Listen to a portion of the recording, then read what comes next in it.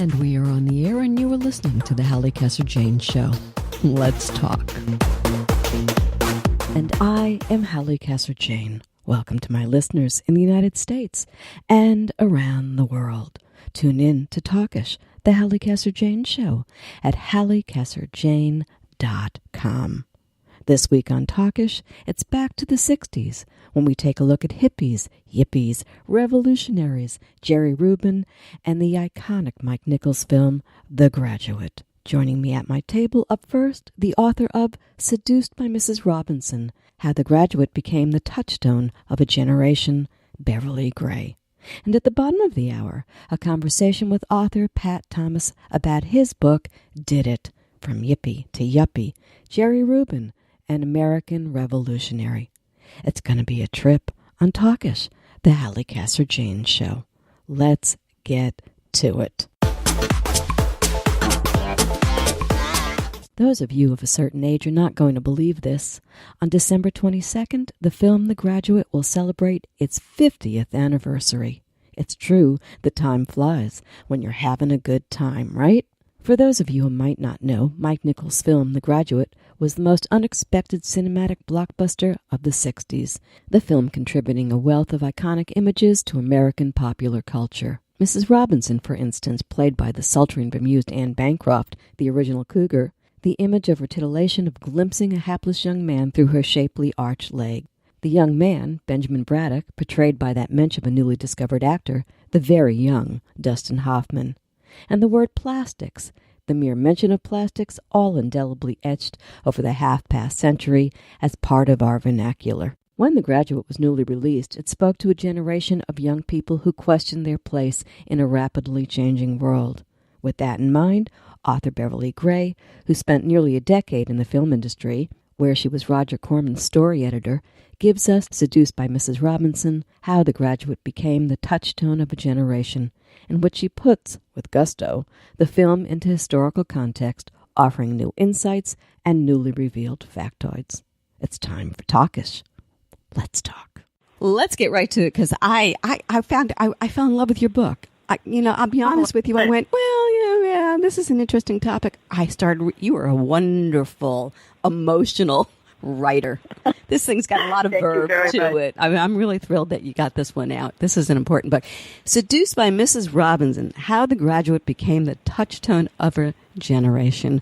For those of us of a certain generation, Beverly, and I'm like you, right? This was a life-altering film. But for you, too, right? That's how you kind of got into all of this in a funny way. It was, and it's a funny thing because it was never intended to alter anybody's life. It was supposed to be a fun, quirky, a little bit offbeat romantic comedy, and yet it tapped into something. It tapped into something that the filmmakers didn't even quite guess. How many young people, a very large generation of young people, were feeling at sea in their own lives, and how they were feeling that they didn't really want to live the lives their parents were laying forth for them. And the movie inspired some of them to at least think about kicking over the traces and finding their own path. I can remember the first day that I saw this film. I really can. And it's funny, a couple of months ago, I just happened to rewatch it again. And it's really interesting these 50 years later to go back and watch this thing, which I'm sure you did too, 1,001 times probably. It really gives you a sense of who you have become in your life from the beginning of that. The film premiered December 1967, and as you said, only modest expectations for it. But even the story of the film, it was an obscure first novel by an eccentric 24-year-old, and then it winds up garnering 7 Academy Awards. Not only that, but this film had huge box office. It came out late, as you said, in December of 1967. So essentially, in terms of box office, it was a 1968 movie. And it was the biggest movie of the year by far. In fact, its its overall grosses over time have been in Sound of Music territory. I mean, this is a movie everyone saw, and some people prided themselves on how many times they'd seen it. So it was watched again and again and again. And this happened not only in this country. It's a very American movie, but it was also a hit all over the world. And that to me is interesting, but I think it was the beginning of globalization, to be honest with you, because no, really think about it. The whole concept of, this crazy generation of ours, of the changes that were going on, it started small and look what happened to it. It became a global movement. Thank you, Beatles. Thank you, a lot of different people along the way. And thank you, by the way, Mike Nichols, who I think added to it. Let's talk about the team that brought The Graduate to the big screen. Sure. This is interesting to me. Mike Nichols, unlikely financier, Joe Levine, Lawrence Terman, the producer, and Buck Henry. Could you get as quirky a group as the cast and the film makers? I mean, really think about that. Talk to me about that, because, it played into what the film ultimately became when it hit the big screen. Quirky. Talk to me. Absolutely. These were interesting people. Let me talk about Mike Nichols, because I don't know how generally this is known. Mike Nichols, of course, was a very big hit as a performer with Nichols and May, a sketch comedy team out of Chicago.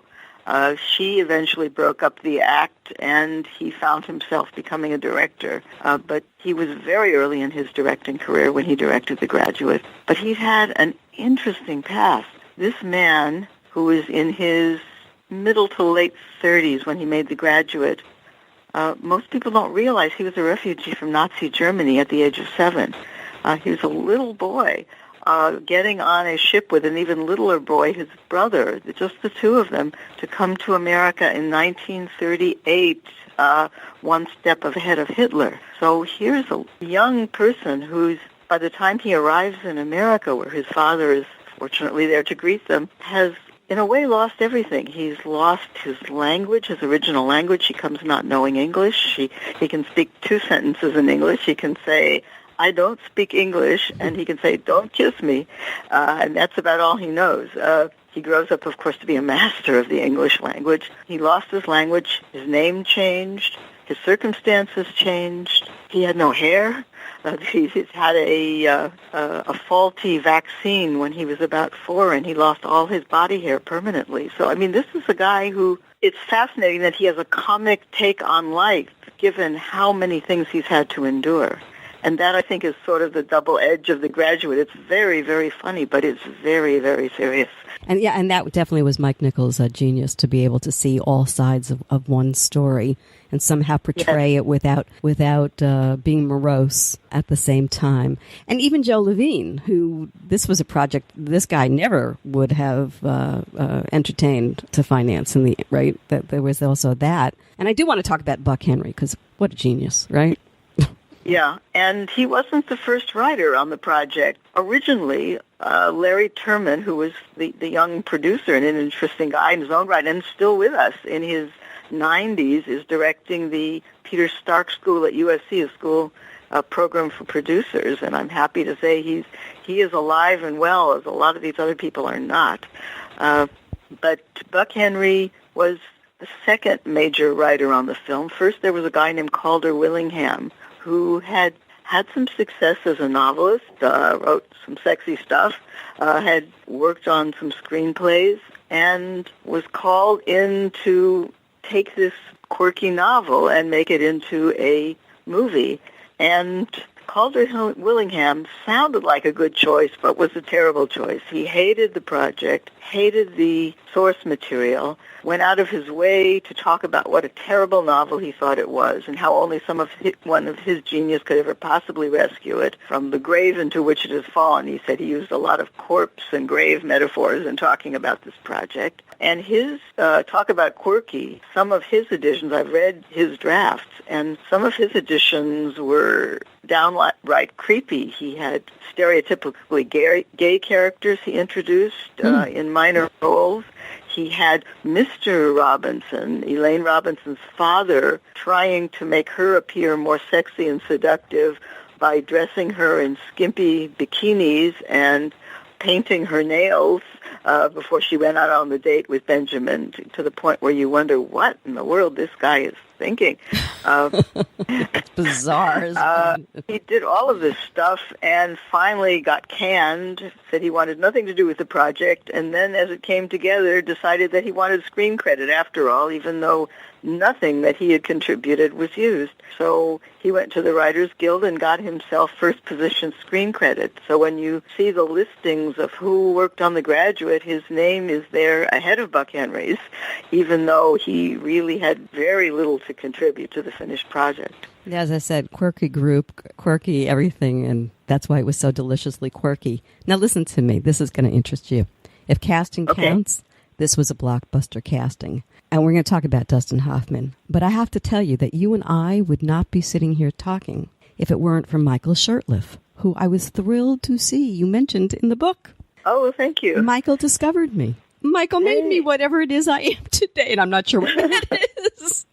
But he did. Oh, now I'd love to hear more about that. Well, we'll do that off air because I don't want to talk about me. But I had to share that with you. I was just because a lot of people don't realize Michael was a brilliant casting director, and he taught the most amazing class and wrote a great book, by the way, How to Audition, which I tell my writer friends and my acting friends and my music friends that if you're going to do anything, read that book. I don't know if you know about that book. But he found Dustin, and, isn't that amazing? Isn't that just amazing? And that he wound up cast. And I want you to talk about Dustin a little bit because he actually thought he was too Jewish to play the Goyish of Benjamin Braddock, darling. He talked to me. Yes, he did. He wasn't a nobody. If you were following kind of oddball off-Broadway and off-Broadway theater, he was, after a period of floundering in New York, he was from L.A., interestingly enough, but after floundering in New York, he was starting to get cast in all kinds of odd and strange roles, playing transvestite hunchbacks with German accents and things like that, which are the kind of roles that Dustin Hoffman just loved, dressing yourself up in odd clothes and developing strange patterns of movement and all kinds of unusual facial tics and so on.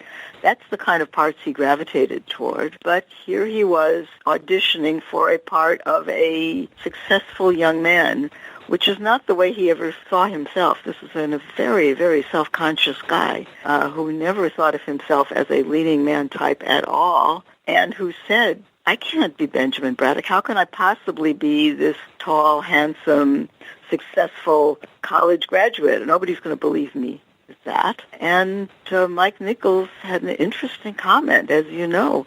He said, what you're saying is, I'm too Jewish to be Benjamin Braddock. He said, but think of it this way, maybe he's Jewish inside. And that's kind of an important insight into Mike Nichols, who, despite all of his success and the kind of white bread name he adopted when he moved to this country, he was a fellow who was very capable of insecurity, of feeling like an outsider, of feeling like an immigrant, which he was, feeling like he was a round peg in a square hole or a square peg in a round hole, whatever. Someone who was just not part of the mainstream. He identified that in Dustin Hoffman as well, and that is what he wanted for the role of Benjamin Braddock, which surprised an awful lot of people. You know what? It would never have worked with anybody else. If you look back at that film, right? You understand he had to be who he was. He had to be Dustin to make, that thing. I guess that's always been Mike Nichols' genius. He can twist people, actors into the characters to portray the vision that he sees. Let's talk Anne Bancroft, because he even did it with her. I love what you wrote in the book about her costumes. Yes. It's key. Yes, and I love the fact that the idea came to Mike Nichols while sitting around and reading Henry James' novella, The Beast in the Jungle. Because not every Hollywood-type person who sits around and reads Henry James is my assumption. But Mike Nichols is a very, very, very bright and well-read guy. So in reading The Beast in the Jungle, in which the beast is strictly metaphoric, but that image stayed with him. The idea of Mrs. Robinson lurking in a jungle to lure her prey into her territory. And he said, wouldn't it be cool if she were always outfitted to represent that beast? So if you look, sometimes you have to look closely all of her clothing until late in the film when she's had her downfall. But when she's at the height of her powers, all of her clothing represents animal stripes and animal spots, the leopard spots, and then she wears fur coats. I mean, she is the beast in the jungle, and she's portrayed lurking on her sun porch with all these tropical plants kind of looming outside. So there is that jungle quality to the art direction and to her performance. Amazing. I would like to spend more time. Let's keep moving because I got a lot of questions still, and I'm watching that clock and we got to get into all of this because this is just too much. Let's just go with the quintessential 60s girl, Catherine Ross. Now, by the way, if you don't know, folks, married to heartthrob boomer actor, because he's got a whole new career going now too, Sam Elliott. Didn't we all want to look like her? I did. She was absolutely gorgeous. But something I also learned while watching the Criterion release of the movie, which has a few snippets, and unfortunately it's not more, of some of those all-day auditions for the 6 actors who were trying to be Benjamin Braddock. So you can see little bits of her early with Dustin Hoffman. The two of them auditioned together. And you can see that she's beautiful and sweet, but she's also really feisty. And when you see that in her and you don't see it in the other actresses, you can see, aside from her beauty, why she got the part. Remember, she's Mrs. Robinson's daughter. There's stuff going on in her, and you can kind of see some of that. Yeah, it's fascinating, absolutely fascinating. Now, the word plastics, 8 little letters and one hell of a word, right? Consumer corporate culture. I mean, the film sparked what came to be known as the generation gap. It works with this word plastics. A lot of people would put, by the way, a lot of people would put that word plastics with our generation, but have at it. Go where you want to take that. Some fun stuff about that. It was contributed by Buck Henry, the screenwriter, who used a lot of the dialogue from the original novel, but certainly had some zingers of his own, and that was one of them. He thought it was too easy a gag, and he thought of taking it out, but fortunately he didn't, and whole generations of people, and I've seen this, roar with laughter. All you have to do is say plastics, and everybody laughs because they understand that connection. But the funny thing about it is, even though plastics stand in for the soulless modern world and the degrading of all things good and noble, but people within the plastics industry love this movie, and they feel that this line was, as someone said in Time magazine about 20 years after The Graduate came out, he said, The Graduate was a hell of an advertisement for our industry because amongst all the people saying, I want nothing to do with plastics, there were some other young people saying, maybe there is something to that. I'll check that out. And so it's turned out to be a very strange kind of recruiting tool. Yeah, seriously, though, isn't that the truth? And I think it also says the dichotomy to two different worlds. It stands for so much, that whole thing there. Listen, we can't talk enough about just how controversial film it was back in the day, denounced by newscasters and cultural leaders and all of that. I want to say that. So I impel everybody to read this book, first of all, because it's wonderful, Seduced by Mrs. Robinson. But I also watch the film because I think it's interesting. It would be interesting to see what this current, millennials and whatever see when they look back at this film. As I said earlier, even us going back to look at it as well.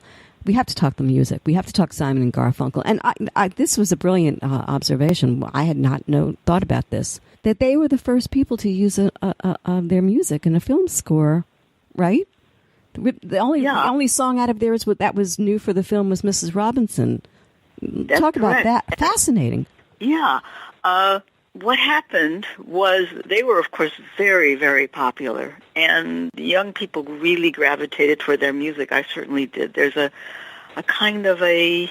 Mrs. Robinson is a triumphant song, but so much of their music is melancholy and sad. And for me, the music of the film that I think of is Sound of Silence, which is there at the beginning, it's there at the end, it's featured in the middle. It kind of captures a sense of loss and confusion. And Mike Nichols was listening to songs like The Sound of Silence on his record player. We had record players back then. while he was getting prepared to go to the set every day. And when it came time to start editing the movie, of course the music is always edited very late in the game. When it's time to start editing the movie, they were using those songs as temporary tracks, temp tracks.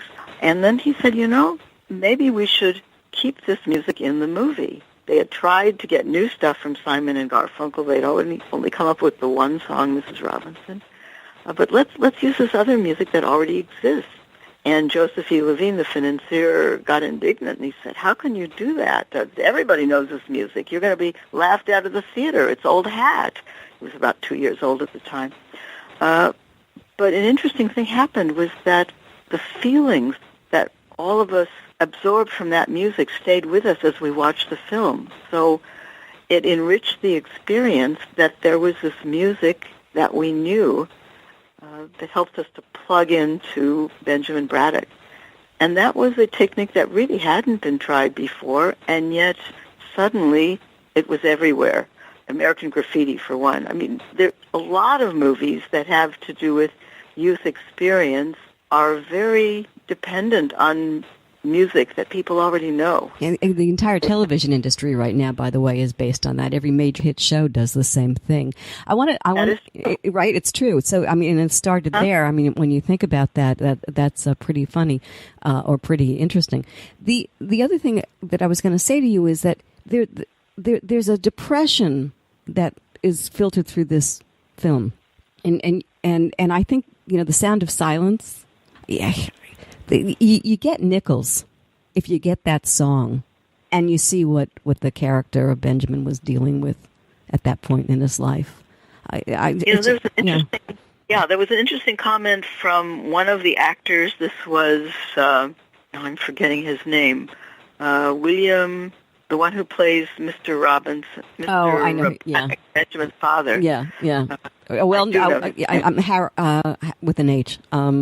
I'm thinking of it right now. Not Murray Hamilton, it's the other act. No. Yeah. I'll have to look it up. Whatever. But let's not waste time. Whatever his name is. Yes, and he's still alive. He's still around and has his own book out, as a matter of fact.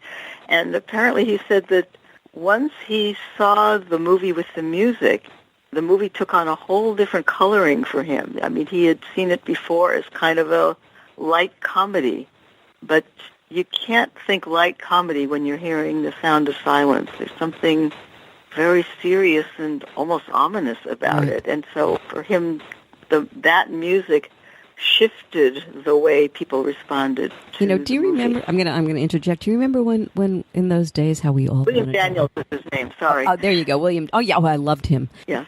And he worked so much as a character actor. Do you remember how we were all trying to find ourselves in those days? Do you remember that? We were. Well, and I think that is part of why this film holds such a part of our souls. We of that certain generation. Moving on to this iconic photography. Is there a photograph more recognizable than the long, fabulous legs of Anne Bancroft with Benjamin Hoffman, the character, through those legs? Wow. Yeah, that is true. Although the iconic poster, which was posed, I mean, it was taken from a moment in the movie, but it was posed, that is not Anne Bancroft's leg. It is the leg of Linda from Dallas. Linda, you're Linda kidding. Gray.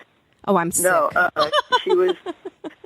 But you do see a lot of Anne Bancroft's legs in the movie, and she has great legs. So it's no aspersion on her. But I think when they were actually setting up the shoot for the poster, they got Linda Gray in there. Those are her legs. There aren't very many films that shots come out of like that you will never forget. And so I that to me was just extraordinary thing. Listen, there's some trivia that you uncovered with it, which I really, really love. I wish we had time to do it all because it's pretty funny stuff. But I think the one that I'm going to go with now, because I don't have a lot of time, is Doris Day might have portrayed Mrs. Robinson. Huh? Yeah, she really might have. At least producer Larry Terman, and I'm not sure what Mike Nichols had to say about this or if he was in on it, but very early in the process, Larry Terman was intrigued by the idea of casting against type. And what could be more against type than a Doris Day who is known for playing these perky, virginal comedies as Mrs. Robinson. He felt that she had the chops to do it and that it would be really, really interesting. But we will never find out because he sent her the novel. She has told the world that it offended her values and she didn't want to do it. But in fact, apparently, he gave the novel to her husband to convey to her. He was, Marty Melcher was her husband and her manager and a very controlling guy. He disapproved of the project, so that was the end of that. I'm not sure she ever saw it, but she at least contends that it would have offended her. And it wouldn't have worked. It wouldn't have worked. Listen, the final image on the screen, Hoffman and Ross on the bus, the uncertainty on their faces. Tell us about how that came about, but more importantly, I have to say this to you. That uncertainty is an image so reflective of the zeitgeist of the last 50 years. I have to say that. I was just thinking, when I'm reading your book, I'm thinking where our collective state of mind in culture and politics and the arts, everything has never been more precarious now, more uncertain than it is now. And in a way, it began then. Talk to me. Well, I'm not sure that The Graduate started it. We were feeling it. But the way it ended up in the movie is very interesting because it was not planned. The movie was supposed to end with Dustin Hoffman, Catherine Ross getting on that bus, laughing, clapping their hands with glee, being exuberant and happy that they had gotten out of their parents' world. And that's what they were directed to do. But Mike Nichols put it like this to them. This was at the very end of the production, and they were tired people. He said, okay, we've got the streets blocked off for 20 blocks, and this is costing us a fortune, so get on the bus and laugh, goddammit. And with instructions like that, they tried hard to look happy and exuberant and in love and blissful. And then the camera just kept rolling, and it kind of kept rolling because Mike Nichols hadn't cued. He had his film editor riding on the bus there to cue them, and this guy never got the instructions to tell them that, okay, that's it, thank you, that's a wrap. So there they were, not quite sure what to do, but wanting to please their director and trying to look happy and being more and more tired and confused and dazed. And when Mike Nichols saw that in the editing room, he said, that's the end of the movie. He said, this was the ending that was made by my subconscious, and I didn't know what I was doing, but I guess I did. Fascinating. Yeah. Yes. Fascinating. Thank his lucky stars, he found that ending, because it's so much more real and true than simply the happy fade out. So I started this with you and your first time that you saw this film and how important it was to you, and now you go through this long, arduous task of putting this whole project together and all the research and then birthing the book. Looking back now, sweetie, how about you? What's your personal journey? What has this done for you? What has it opened up in you? You're representative of an entire generation who watched movie at the same time. That's the responsibility. But it's true. It's true. You have a moment. Talk to me real quick. We have 2 minutes or under. Okay. Or under. Well, I will mention the dedication of the book. I dedicated it to my parents, who had a lot to do with me in terms of both what I've achieved and my desire not to do exactly what they had set out for me to do, the life they had planned for me. In some ways I followed, in some ways I didn't. It was very important to me to find my own way. And nothing I've done has been as unconventional as what happened in The Graduate. But I've had a very, very interesting career that's gone in ways that I never expected. I thought I was going to be a very dignified college professor. The next thing you know, I was making B-movies. And the next thing you know, I had suddenly lost that job and had to find another path for myself. And I've never been happier than I am now of writing books that fascinate me and being a grandma. So I feel very, very fortunate. So there you go, Mrs. Robinson. I've been speaking with Beverly Gray, the author of Seduced by Mrs. Robinson, How the Graduate Became the Touchstone of a Generation. For more information on Beverly Gray, visit beverlygray.com. And don't miss her twice-weekly blog on all things film at beverlyinmovieland.com. Seduced by Mrs. Robinson is available in fine bookstores everywhere. You are listening to Talkish. I am Halli Casser-Jayne. My guests today are Beverly Gray, her book, Seduced by Mrs. Robinson, and Pat Thomas, author of Did It. Tune in to Talkish with Halli Casser-Jayne. Nearly 300 episodes available at hallicasserjayne.com. We'll be back in a minute. Stay with us. To those whom we call baby boomers, the name Jerry Rubin is the personification of their generation.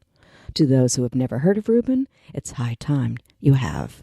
And in Did It, Jerry Rubin, American revolutionary, author Pat Thomas makes sure that you do.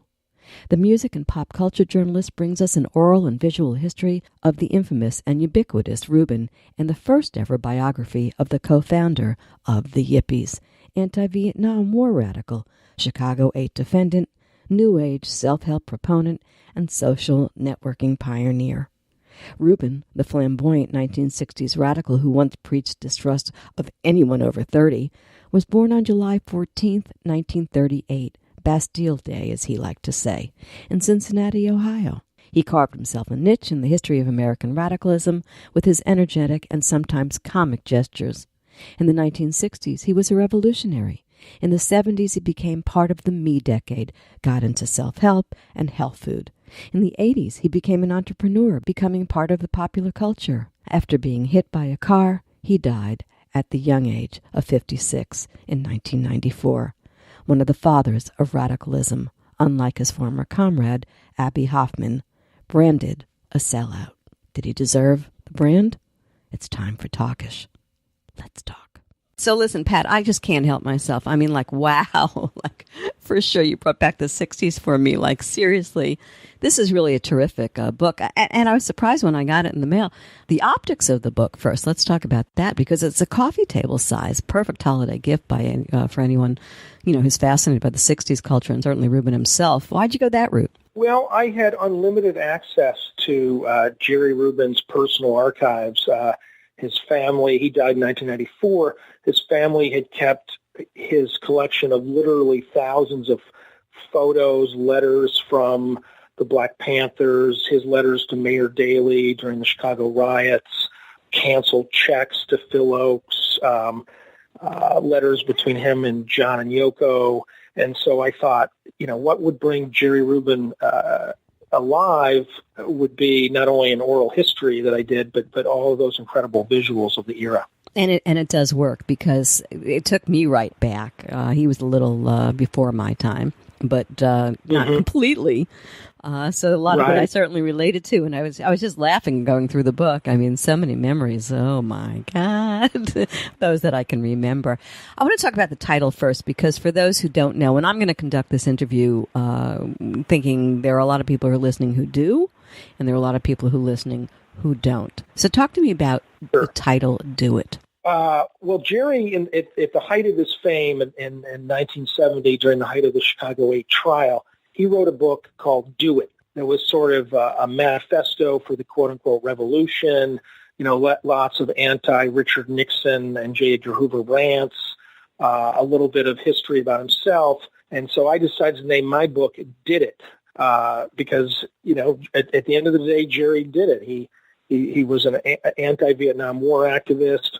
He was a proponent of sort of the 70s New Age culture of self-help and yoga and est. And then in the 80s, he coined the term or helped spread the term social networking and was doing the equivalent of, LinkedIn and Facebook in real time by hosting these business schmoozy parties at Studio 54 in the Palladium. Yeah, it's funny. Yeah, that's one of the things that happens when you start to read this story and all these little pieces start to come together. But I think what you did so well in this book is break down his life into those stages. And those stages we're going to explore a little bit. There are all sorts of luminaries, of course, who make their way into the pages. So that kudos for you for really digging down deep in there and getting everybody who needed to be represented in the book. He certainly crossed paths with the creme de la creme of the era and some questionable characters too, I might add. But set the stage. Where did he come from? What in his youth set him up so that his trip took him from yippie to yuppie, from nice Jewish boy to counterculture hero to Wall Street?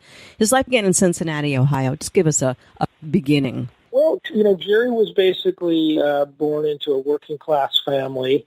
His dad drove a bread delivery truck, and then his dad eventually became a union rep. And Cincinnati, like a lot of cities in the 1940s and 50s, was segregated, and so Jerry quickly picked up that the African Americans lived on the other side of town, and he started to get politicized. As a teenager, he supported Adlai Stevenson for president, and even interviewed Adlai for his high school newspaper. And by the early 60s, Jerry was hearing about the incredible changes happening in Berkeley, the beginning of the free speech movement, the beginning of the anti-war movement. And so he arrived in August 64 at UC Berkeley as a grad student, and quickly dropped out and sort of joined the protest movement. And when you see something like Ken Burns' recent documentary on Vietnam, and you see the students sort of lying on the troop tracks to try to keep the soldiers from being able to go to the port of Oakland and go to Vietnam, that was Jerry.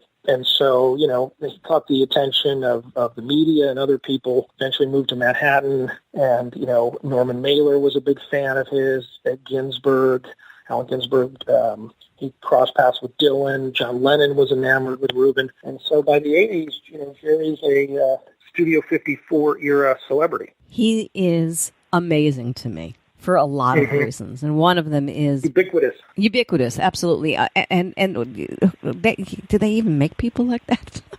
I'm not sure. Well, what do you think? Well, here's the thing I like to say about Jerry. Jerry was famous when you were famous for actually doing something. Now you get 10,000 Twitter followers, and you're famous because, you're hanging out with Kim Kardashian, and I'm still trying to figure out why she's famous, right? I just did a show on her, by the way, I have to tell you. Okay. Yeah, and right, I'm right with you. Go ahead. That's why I did the show. Yeah, so when we think of Jerry, he actually did things. Like I said, he was fighting against the Vietnam War. He was fighting for African-American rights. He was fighting against Nixon.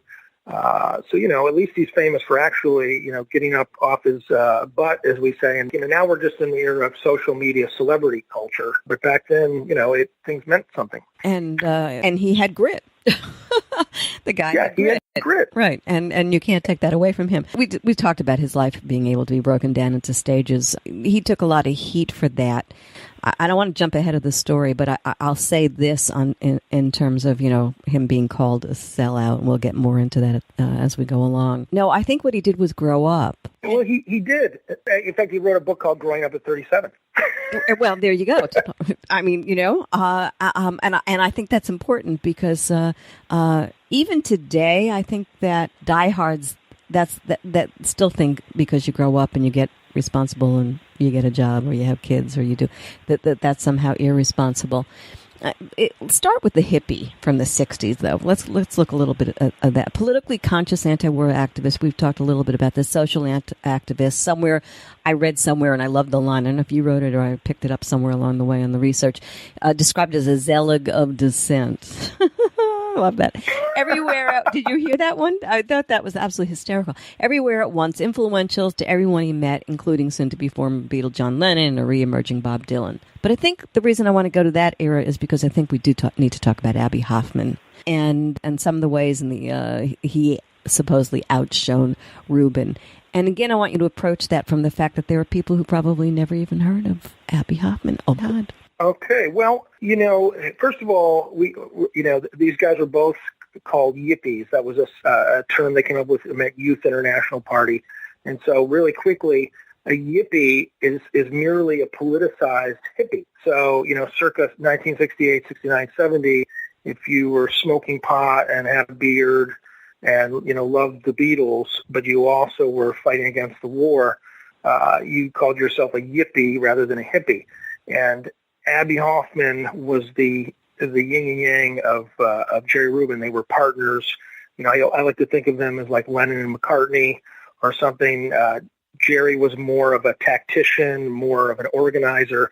Abby was more the song and dance man, had a sense of humor. And they did things like they threw money onto the floor of the New York Stock Exchange and shut down the New York Stock Exchange for a day.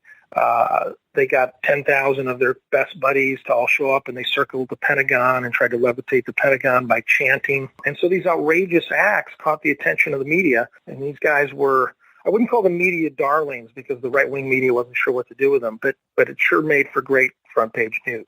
And along the way, as I mentioned before, people like Norman Mailer, beat poet Allen Ginsberg, John and Yoko all kind of came along for the ride. Yeah, I want to take it out a little bit further, though, because you say Jerry Rubin, you say media.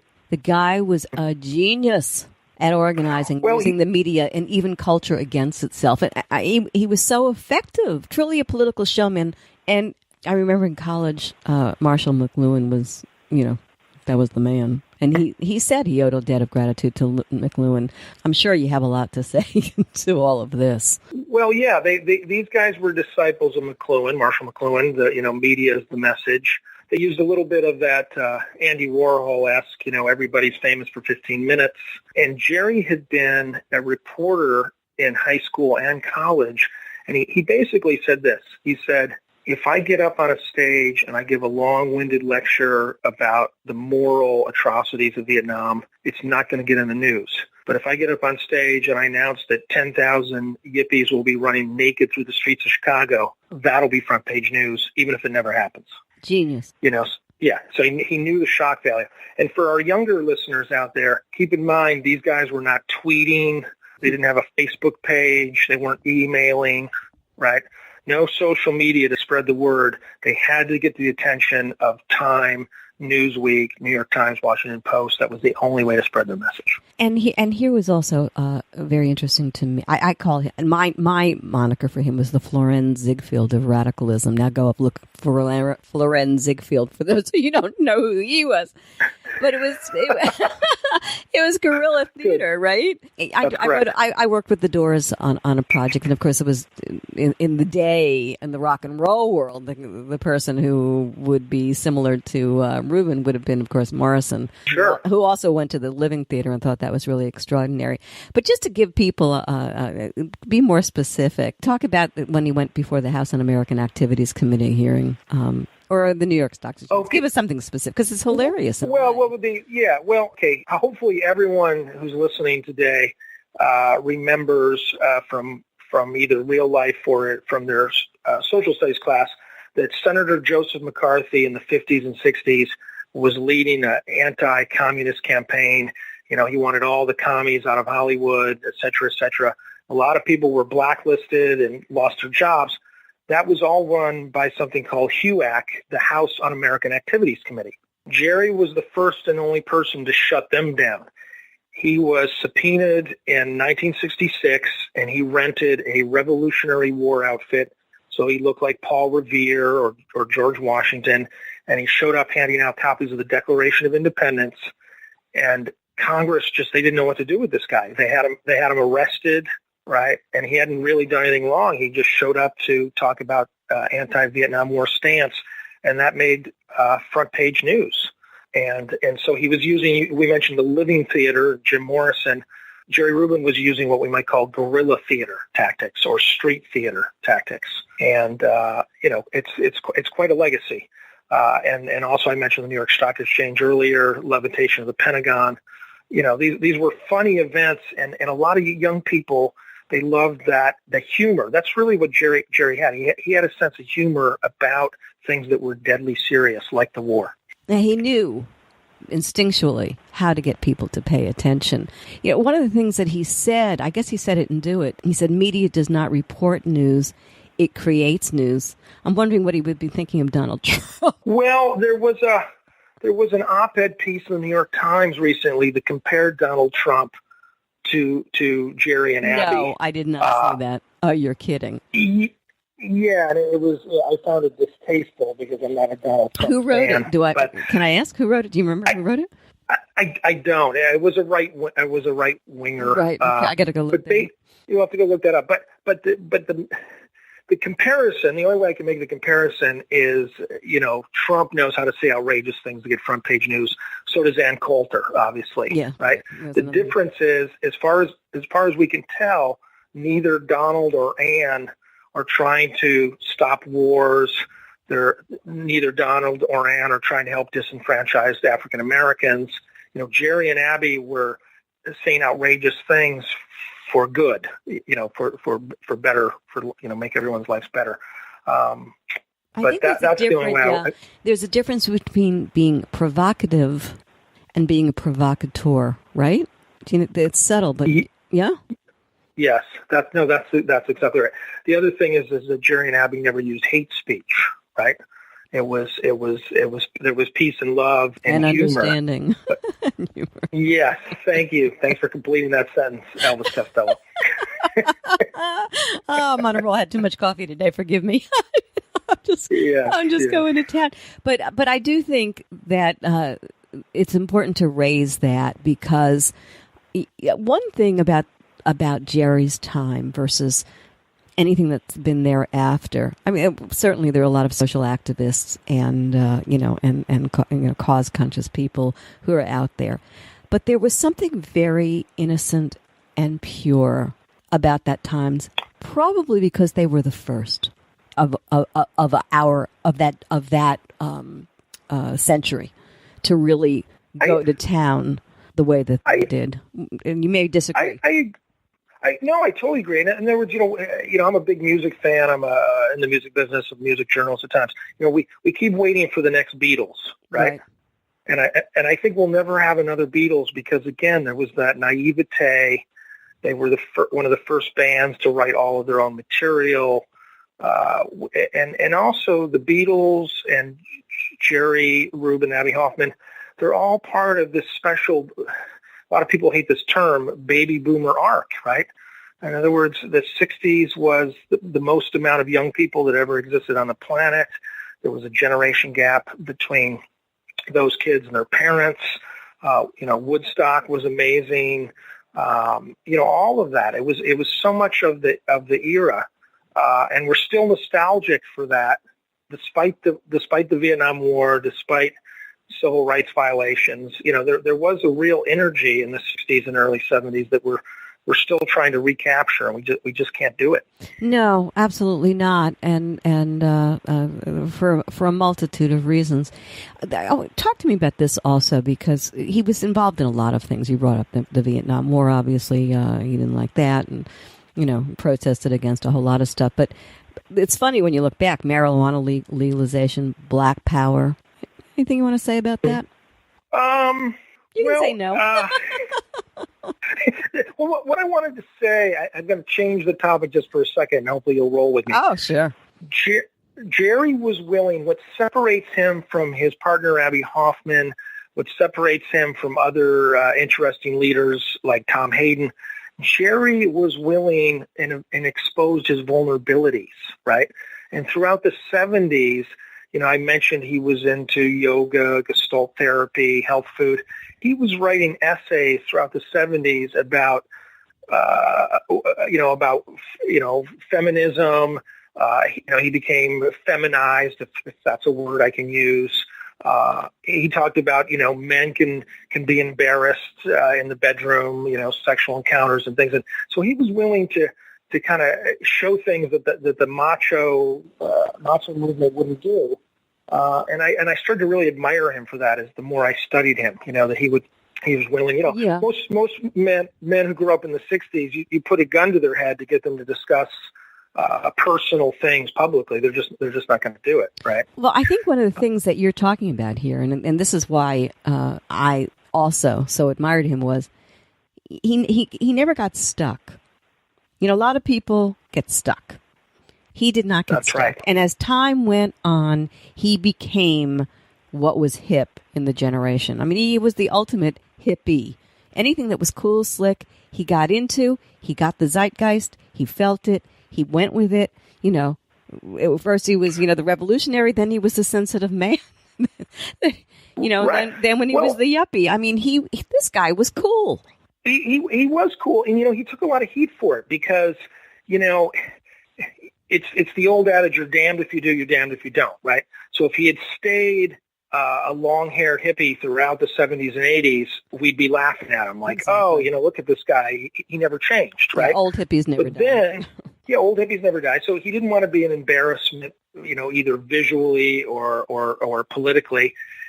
But yet there's people that with each of these changes, when he shaves off his beard, when he puts on a suit and tie, people are ridiculing him because he changed, So he was always kind of, nothing was quite right, and yet it was. I mean, another thing I want to point out here for our listeners, a lot of people who are of Jerry's era think that Jerry became a Republican.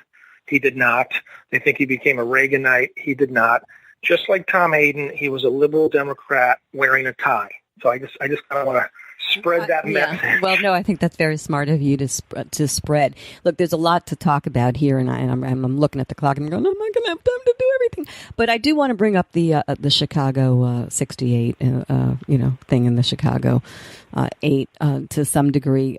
Let's do it not so much in the historical point of view, but how powerful it was point of view. Can you go there? Yeah. Well, real quick for everybody is, Chicago 68, August of 68, the Democratic Convention, LBJ had decided to step down from the presidency. Hubert Humphrey was stepping up. Bobby Kennedy, who we all hoped would be president, had just been assassinated.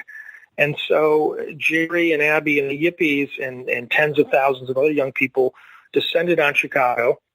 And there was a riot. The police were bashing their heads in with batons. And Walter Cronkite, who I think is one of the greatest newsmen of all time, is on CBS, and he's saying to the American people, "My God, look what they're doing to our kids." And meanwhile, the kids, as they're getting their heads bashed in, are shouting out, "The whole world is watching."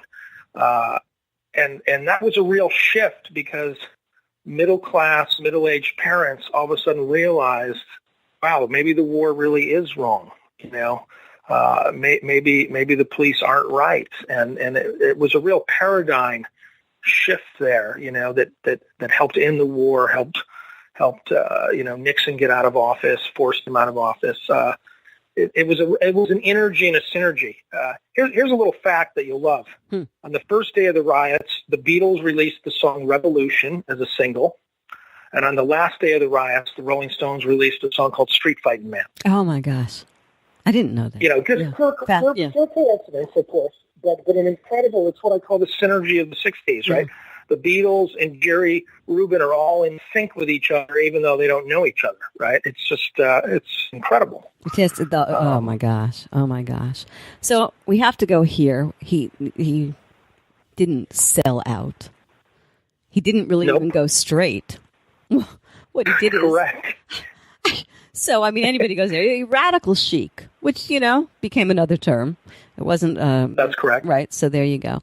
And he was incredibly successful on Wall Street. He dared to have children. He got married at one point. You talk about the women in his life. You talk about the women in his life, and you think they aren't given their due as to the power in helping form. Well, normally when you see a documentary or read a book about the 60s, movements, it's almost always the men. And so I purposely seeked out over 20 women, Jerry's girlfriends of the era, the wives and girlfriends of other movement leaders. And I quickly realized that these ladies did more than just make the coffee, right? The backbone of any good movement are the organizers, and the women were always better organized, more reliable, and interviewing them 40 years later, you know what? They've got less axes to grind. It's really interesting. It's the men are still fighting, bickering over something they said to each other in 1968, and the women are, Judy Gumbo, Nancy Kershaw, and Kate Coleman. Many of these women are well balanced, moving forward to this day. and not sitting around, crying over something that happened in the 60s. Yeah, isn't that interesting? They're very inspirational. Yeah. Yeah. Oh, well, yeah. I love that. Is it true that there is a Jim Morrison component to Jerry Rubin's myth? He died, according to the New York Times, in 1994 at the age of 56 after having been hit by a car. I always thought, right. I'm going to share this with you. In a way, I get that. It's like the gods said, let's not watch this one grow old. Let's leave his memory as is. Mm-hmm. So there is that. But there's also rumor. He didn't really die. He dropped out. Right. Well, yes. Jim Morrison supposedly, some people claim he's still alive. Well, I read right? a book about him, so I can tell you he's not. But go ahead. Right. So there is, by pure coincidence, there's a guy who's become a good friend of mine. His name is Jerry Rubin. Mm-hmm. He was born with that name. He looks a bit like our Jerry, and he is every day on the Santa Monica Pier in Los Angeles giving away peace and love bumper stickers. And a lot of people come up to him every day and go, "Oh my God, Jerry Rubin is not dead. He's kind of hiding here in Santa Monica, pushing peace and love bumper stickers." And so I decided to end the book with the other Jerry because I thought it was cute and funny, and just an interesting story. And the two Jerrys, by the way, did know each other. They were kind of frenemies, and it's a fun little story. It is. It's a great story. Bottom line, Pat, Jerry Rubin's legacy is? His legacy is just like his slogan, do it. In other words, don't be an armchair radical. Don't sit at home and complain about, the system stinks. Get up off your duff, leave your house, and just go out and do it. I've been speaking with Pat Thomas. Meet Pat on Facebook at Pat Thomas. His book, Did It, Jerry Rubin, an American Revolutionary. Available at fine bookstores everywhere. Thanks so much for tuning in to the Halli Casser-Jayne Show, a production of Resec, LLC. The Halli Casser-Jayne Show posts new podcasts Wednesdays, 3 p.m. Eastern. Visit hallicasserjayne.com.